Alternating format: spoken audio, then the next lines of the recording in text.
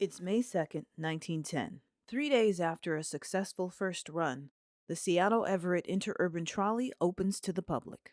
Its first schedule consisted of 26 stops along a 29-mile stretch between Seattle and Everett. Trolleys would leave their depots every half hour between 5 a.m. and 7 p.m., then every hour until midnight.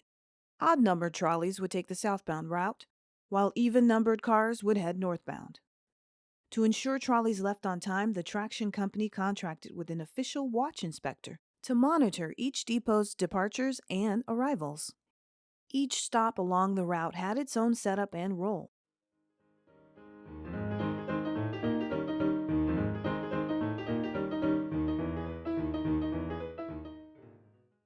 The Seattle Heights stop acted as the official halfway point of the route, sitting at an even 14 and a half miles between depots.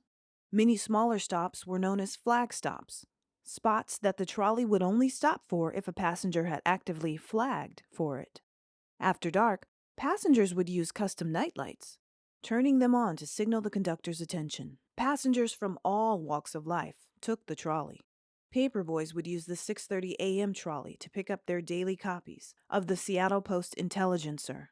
As World War I began, military troops began using the route regularly. War tariffs were added to ticket prices, and a car from the Everett Snohomish line was borrowed to handle the new traffic. One car was even bought by undertakers Malsby and Sons, pitched as a dignified alternative to a horse and buggy ride. Trolleys allowed a number of mourners to travel together with a casket one last time.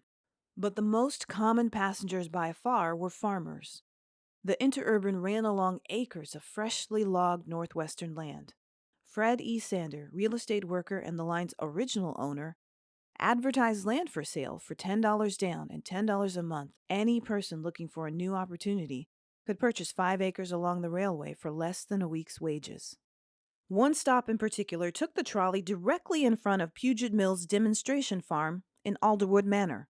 The Puget Mill Company, like Sanders, marketed their logged land and used the trolley to bring folks out to tour the area, promoting an opportunity for poultry farms.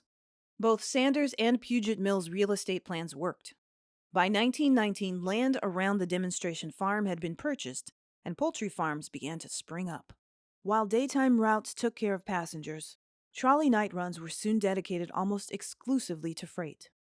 These owl cars would pull 4 to 8 freight cars along their route, each carrying cases of eggs, vegetables, milk.